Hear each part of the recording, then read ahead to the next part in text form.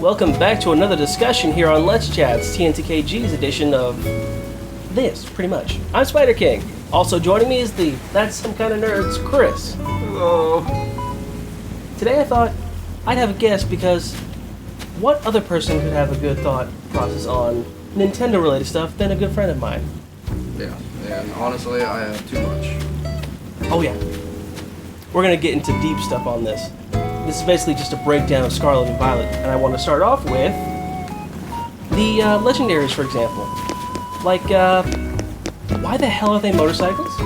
Can anybody tell us? Well, they've already introduced ice cream and garbage, so pretty much at this point, Nintendo could be running out of ideas, but at the same time, it's the Pokemon company. Come on. I mean, you might as well try to, at least at this point, might as well do motorcycles. Might as well. I mean, when I first saw them, I didn't think twice about whether design-wise they'd be motorcycles, but then, lo and behold, take another gander at them, and bam, I'm like, how could I have not seen that the You first just technically showed me that trailer, and I personally never seen it. Mm-hmm. And even I have to admit, yeah, it's very striking that it is motorcycle themed. Although it does seem to have a theme of like the old meets the new. Exactly. And hence why the professors also have the same look, for both games. Professor Sada and Professor Toro. Toro being the future and also future Chad. Dear God. I said in that first video that there was going to be basically that memes of him being Chad, and it's only been about a few days and already there's so many I can't even... Well, it couldn't be any worse than what Professor Sycamore was. When they first introduced him, I remember a lot of women were saying how handsome he was. Because he was the first good-looking professor that wasn't an old-looking dude. He looked pretty average. He looked pretty decent. And, yeah. I looked at it like, it's just another professor. I mean, they said the same thing for Kukui. They said the same thing for him, too, because he literally has just an open top. Yeah, tan skin. I really didn't like Sun and Moon with that. Yeah, Sun and Moon could, yeah. Everybody just wants to basically just jump. They just want a sexy professor, that's all. They just want a sexy professor. Like, let them live out their fantasies. From Sword and Shield. Yes. Yes. I've never personally played Sword and Shield, and I have no desire, but I know, at least, I do know that when her character was introduced, oh my god. Yeah, it blew up all over. And it blew up for Professor Sada too, because, for research purposes, yes, I did look it up. Steven, I know it's been a long year, but come on, Steven. And yes. Perv. You perv. Stop looking at that Rule 34 shit. For research purposes, yes, there's a lot of it, for both of them. And I have a theory on that as to how quickly and how they're able to do it so quick. I honestly think that somebody within the art department is handing it over at least the designs of each character to very famous artists who are good at making said Pokemon-like art for it, and either do the Rule 34 or at least do an average one. And most artists that do average-looking art can also do the explicit kind, because that's actually how you build up your skills. Is you can draw that art body. True. And as a rule of thumb, we're now classifying it as the speed of horny. Trademark copyright. The speed of horny. Horny. Because that's exactly what it is. I mean, even our rival has art. And that's just terrible because they're kids. They shouldn't even do that. But it is. Yeah, but they gotta sell it to kids. I mean, if honestly, if Pokemon actually made the characters the actual age of what they're supposed to actually be, which is not 10, they're supposed to be at least in their adults. Because what parent would allow their kid at 10 years old to travel the world all by themselves when they really can't really take care of themselves? True. I mean, this is basically a college student at this point, leaving high school, leaving his home, and going off on an adventure. Alright, bye, honey. I'm just gonna do explicit stuff while you're away. Well, empower myself with Pokemon. Dear God. Come on, Pikachu. I'm gonna take a Pikachu. Oh my gosh, no. Yes. The artwork, I will say the artwork is very fascinating, just considering, like, yeah, it was basically within a few hours after the release. Even I know from the last thing, it probably took less time, actually. and I'll be sure to link the first reaction to that trailer somewhere up here. Another thing I'd like to mention from that first review video, I kept calling Lechonk Lechoink, which isn't a bad preference, but I thought I'd address it here because what person? Pig, wasn't it? Yeah, it's a pig. Yes, it's like what person wouldn't want to call that little cute Pokemon that's a pig Lechoink? Wait, is this that one that they kept saying they wanted to eat? Yes. Yeah. Because that's the first thing that you think of when you think of Pokemon that looks like a pig. Mm-hmm. Bacon. Bacon. Just want to eat, and it probably goes good on a sandwich. So, if I Bacon, could- lettuce, tomato. Anybody got some Lechonk bacon? I could go with some Lechonk bacon right about now. Imagine that's probably what they do in the Pokemon world. Oh yeah, I don't doubt it. Bad enough that they cut off Slowpoke tails and eat them and fry them up. I'm actually curious as to what Slowpoke tails taste like, because for some reason, it Probably does like sound cat tails. appetizing. Probably sound like cow tails or something. Very chalky. Probably not. Probably a lot of gristle. I wouldn't know, I've never actually tried. Another thing I'd like to bring up in this conversation while we're at it, a certain character from a certain game, Ultra Sun, Ultra Moon, namely Ryuki, a dude from another region who loves Kanto and loves to rock out and loves dragon types, just so happens to share a weird, striking design similarity to Scarlet's legendary, and I thought that was pretty weird. I even showed him, and Yeah, it is kind of interesting. I mean, if we're kind of getting on that kind of subject, Right. It'd be kind of interesting if he was a Pokemon the whole time. yeah, that'd be out of We nowhere. already know that technically some Pokemon can turn into humans because reasons of the animated movies, but whether or not if that was in game, I can't say because I stopped playing around Gold and Silver, picked it up again with X and Y, and kind of played Sun and Moon, but kind of really stopped after that. And I don't recall any Pokemon turning into humans in the game, but they have said that both Pokemon and humans were almost to the point, they were almost one and the same, almost very hard to distinguish the two. Yeah. Actually, there is, but not in the actual game. Latias transforms into the female character who takes care of her. So, and then also at the end kisses Ash.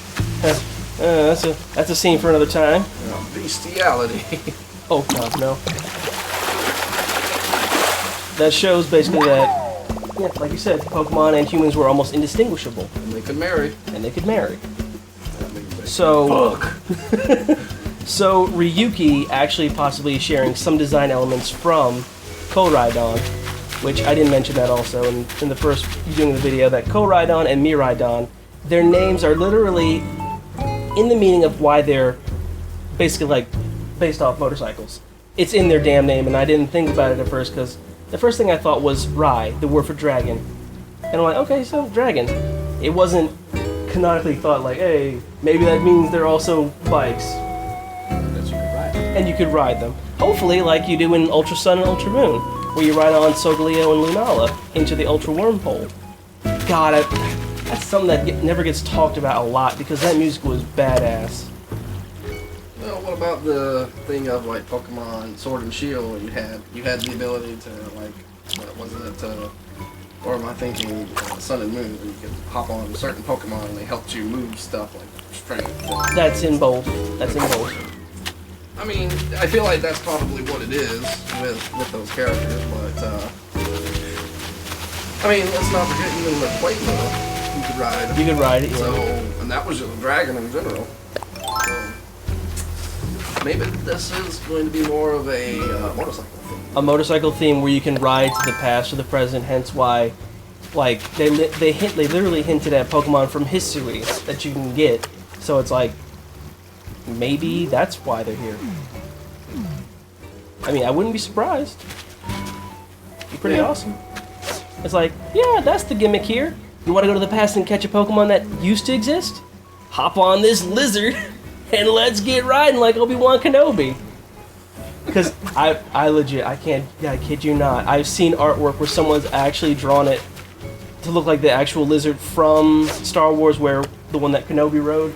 Oh. It looks just like Koraidon, and I'm like, you know what? I'll accept this. I'll accept this because that makes sense. All aboard the Dragon Express. Ride your dragon. That sounds so dirty. Well, I mean, you said it, not me. You're right, I did say it. I'm just going to be over here putting on my ears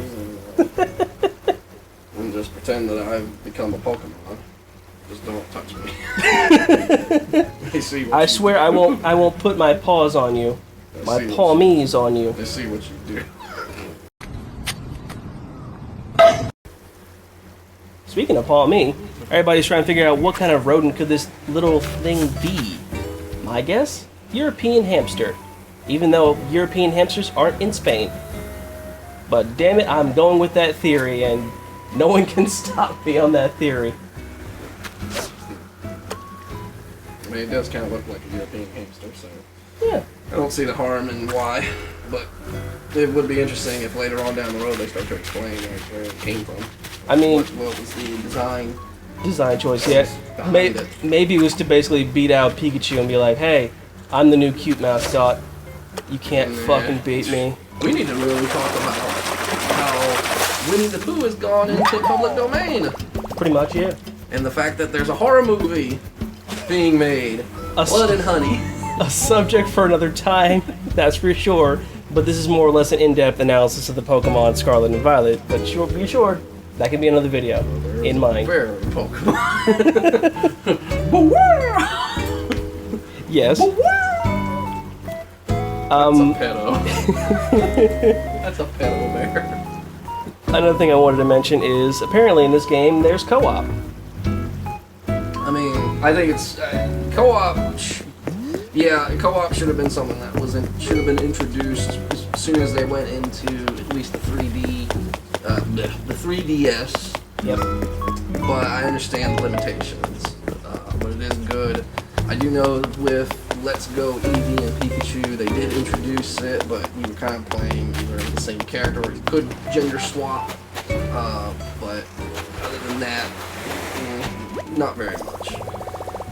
With this one, I do have a feeling like even though it looks like you're able to communicate with, say, a co-op partner, a friend, or whatever. With basic and simple emotes, which... Yeah, I don't think they're going to allow real chat. Which is good. Because, remember, this is a game also targeted to little kids. Yep. And can you imagine all the creeps that are out there?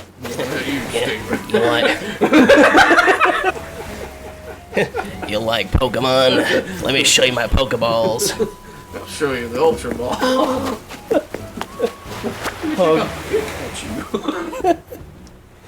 Oh god. Okay, the real takeaway from this whole deep dive analysis of these games is basically they need to improve more. Yeah, there needs to be a agree. bigger improvement on things. They really needed to do it. Because I do know in Sun and Moon they introduced a little bit of sound overload, like the crap. Yes. They can do that. They could easily put in voice acting, and I get that when these games release, they're released at the same. But I think maybe they need to start putting more thought into localization of voice acting.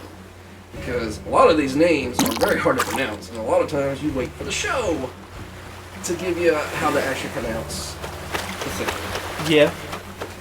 I know that's how it was when Gen 1. And it's funny that you mention that because we don't hear any actual audio from the characters, but they do have that new Pokemon Snap look, and in new Pokemon Snap, there's actually audio from the professor. So possible that these games will have audio, we just don't get introduced to that because, anyhow, it's even a cutscene with your rival where she's talking and might be even actually having a voice for it. So it could be more like something like the Monster Hunter World where there's a little brief audio of a voice but it's mostly like weird grunts and hi and yes, and, but yet you've got so much dialogue. It's like, yeah, that's what the person says.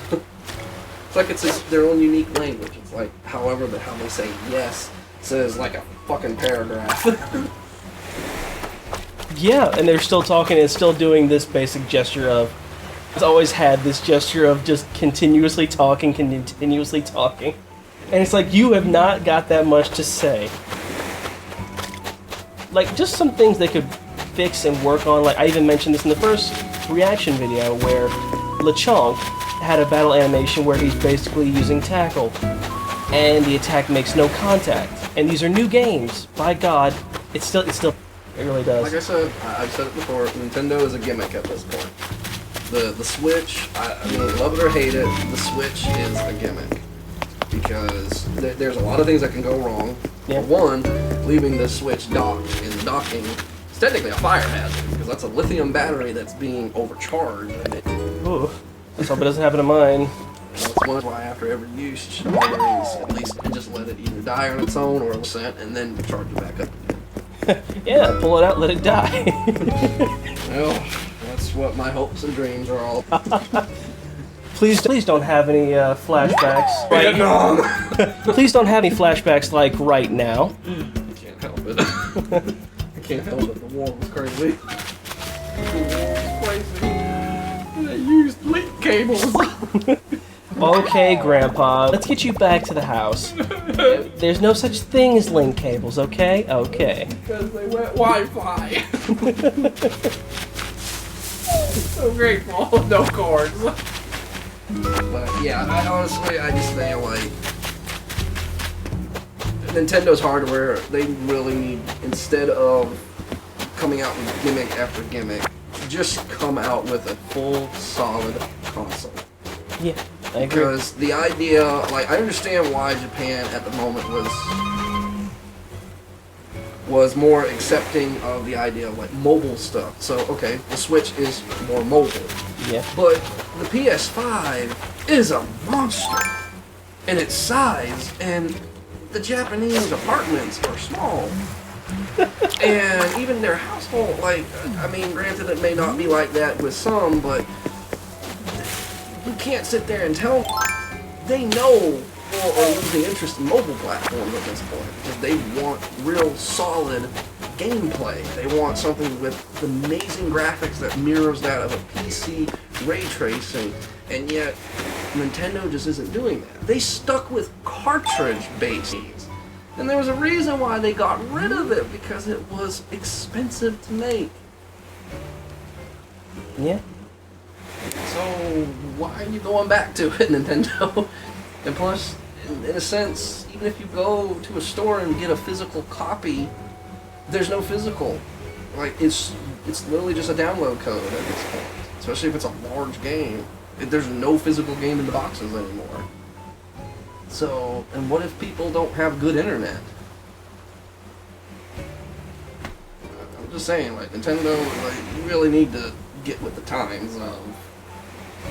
Do a real solid console that everyone can play, even if you make kid games, teen games, or even mature games. Not the adult rated ones, but heaven forbid that. Or maybe. Maybe. But, you know, you guys used to be extremely popular back in the day. I feel like an old dinosaur when I say it, but the 90s, it was either Sega or Nintendo. It was either Sega does what Nintendo don't. And at this point, it's like you're kind of doing the exact thing that you're going in the opposite direction, I think. Yeah, pretty much. I mean, I know that people love the Switch, and it's got a great console. I really do. I think, you know, motion controls, but how many people are really using it? Oh, I'm not, that's for sure. Yeah, and I think a lot of the core gamers and even kids are not, you know, disconnecting it and playing it like that. Even though, you know, you have the option.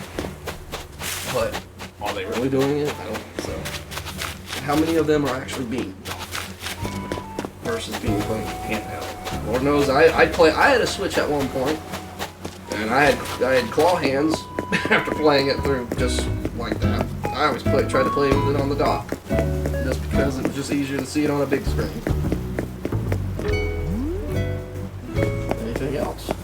No, I think we've covered up a chunk of like Nintendo's needs and things that need to be improved, of course, and also. Can I lift the mic? Please don't. Of things that basically need to be either changed or at least worked upon. Well, I honestly don't think it will. Probably not. Only because Nintendo has so much money in the bank that, from the last I ever heard, it was literally that they had enough money to last them for the next 7+ years. Maybe even longer than that, because Nintendo didn't used to do video games. They actually used to be a card company. They've been around since the 1900s. Yeah. So, you know, they're a very old company. So, no telling how much they actually really have. But, again, if you keep making stuff that is going to eventually fail, and plus, it's kind of like, it's no different from the Wii U. The Wii U only had a 3-year lifespan before they eventually come out with the Switch. Yeah.